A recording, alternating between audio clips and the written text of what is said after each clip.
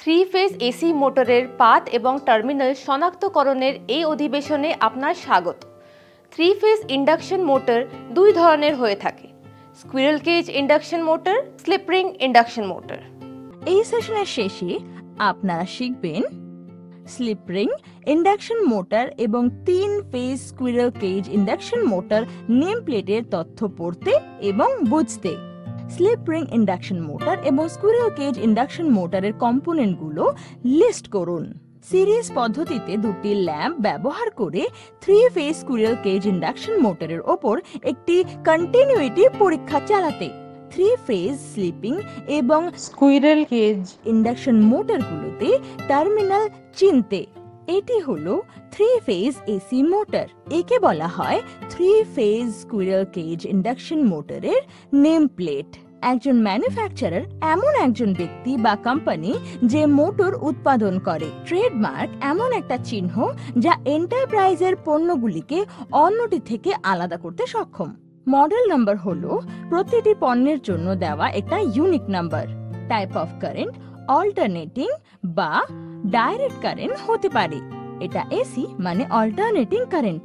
Function হলো 3 phase squirrel gauge motor. Serial number 001। Type of connection delta.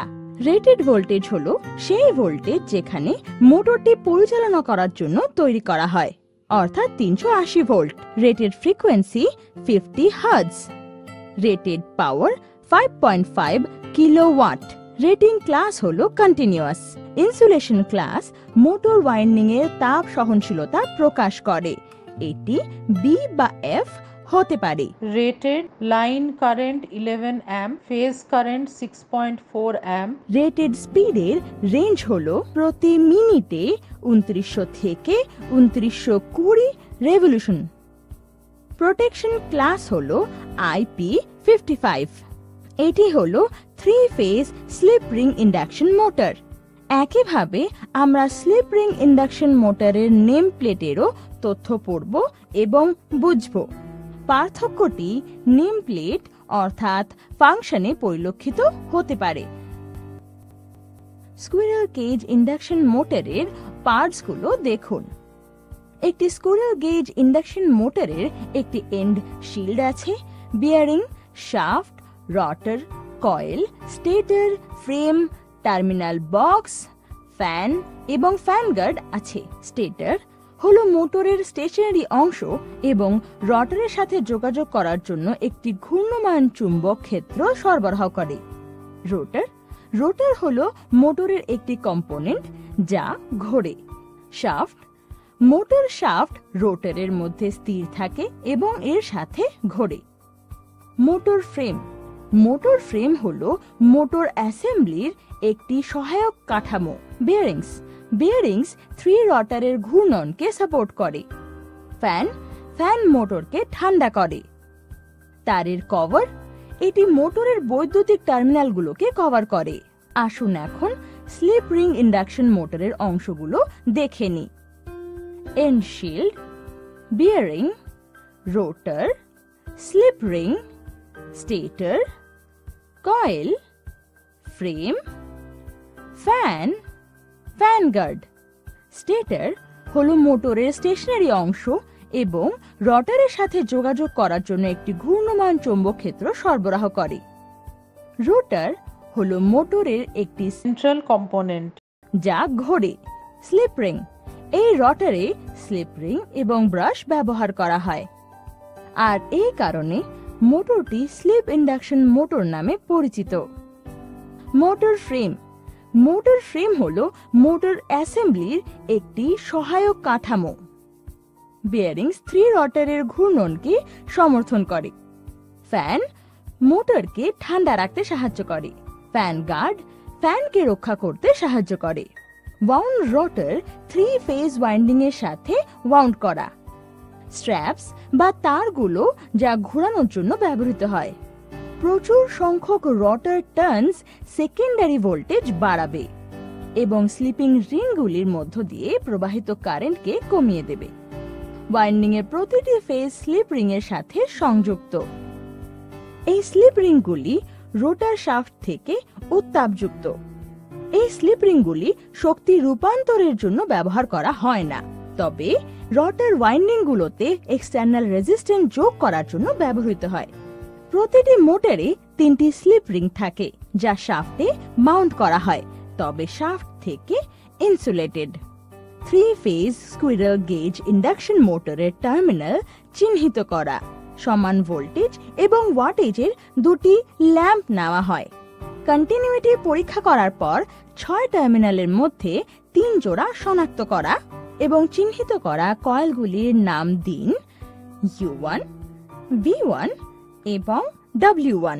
ল্যাম্পের series কম্বিনেশনের এক প্রান্ত টার্মিনালে U1 এবং অন্য প্রান্ত V1 এর নিচের টার্মিনালের সাথে যুক্ত করুন। ল্যাম্প উজ্জ্বলভাবে জ্বললে সংযুক্ত প্রান্তটি একই রকম হবে। অনুরূপ প্রান্তগুলিকে U1 এবং U2 নামে নামকরণ করা হয়েছে। অবশিষ্ট টার্মিনালগুলোকে একইভাবে পরীক্ষা করে সেগুলিকে V1, V2 এবং W1, W2 হিসাবে চিহ্নিত করুন। 3 ফেজ স্লিপ রিং ইন্ডাকশন মোটরের টার্মিনাল শনাক্ত করা। একটি টেস্ট ল্যাম্পের সাহায্যে কন্টিনিউইটি পরীক্ষা করার পর 9টি টার্মিনালের মধ্যে 3টি টার্মিনাল শনাক্ত করুন এবং নাম দিয়ে চিহ্নিত করুন V1, U1 এবং W1। ল্যাম্পের সিরিজ কম্বিনেশনের এক প্রান্ত U1 এবং অন্য প্রান্ত U1 এর নিচের টার্মিনালের সাথে যুক্ত করুন। পাওয়ার সাপ্লাই চালু করুন এবং বাতিটি ম্লান হয়ে যাবে। যদি বাতিটি বন্ধ থাকে বা ম্লান অবস্থায় থাকে তাহলে সংযুক্ত প্রান্তগুলি ভিন্ন হবে। ল্যাম্পের সিরিজ কম্বিনেশনের এক প্রান্ত টার্মিনালে U1 এবং অন্য প্রান্ত V1 এর নিচের টার্মিনালের সাথে যুক্ত করুন। যদি বাতিটি উজ্জ্বল হয় তবে সংযুক্ত প্রান্তগুলি একই রকম হবে এবং অনুরূপ প্রান্তগুলিকে U1 এবং U2 নামে নামকরণ করা হয়েছে। অবশিষ্ট টার্মিনালগুলিকে একইভাবে পরীক্ষা করে সেগুলিকে V1, V2 এবং W1, W2 হিসাবে চিহ্নিত করুন। এই পরীক্ষাটি করার জন্য নিশ্চিত করুন যে আর্থ কন্টিনিউইটি কন্ডাক্টর ECC মূল আর্থ ইলেকট্রোডের সাথে নিখুঁত কন্টিনিউইটিতে সংযুক্ত আছে, যার রেজিস্ট্যান্স 1 ওহমের কম এবং ইলেকট্রোডের রোধ 5 ওহমের কম হওয়া উচিত। এসি মোটর টার্মিনাল বক্সের বিশদ বিবরণ এবং রটার টার্মিনাল শনাক্তকরণ। টেস্ট ল্যাম্পের সাহায্যে এসি মোটরের 9 টার্মিনালের মধ্যে রটারের 3 টার্মিনাল খুঁজে বের করো। টেস্ট ল্যাম্পের প্রোব 1টিকে 3টি স্লিপ রিং এর যে কোনো একটিতে সংযুক্ত করুন। স্লিপ রিং টার্মিনালগুলি প্রোবের এক প্রান্ত টার্মিনালে এবং অন্যটি রটার স্লিপ রিংগুলিতে রেখে চিহ্নিত করা হয়। যে বিন্দুতে টেস্ট ল্যাম্প জ্বলে সেই টার্মিনালগুলি হল রটার টার্মিনাল। অন্য দুটি টার্মিনালের মতোই চেক করতে হবে এবং শেষ পর্যন্ত তাদের নাম দেওয়া হয় K, L, M। Continuity test. এখন মিটারের সাহায্যে ওয়াইন্ডিং টার্মিনালের মধ্যে কন্টিনিউইটি পরীক্ষা করা যাক।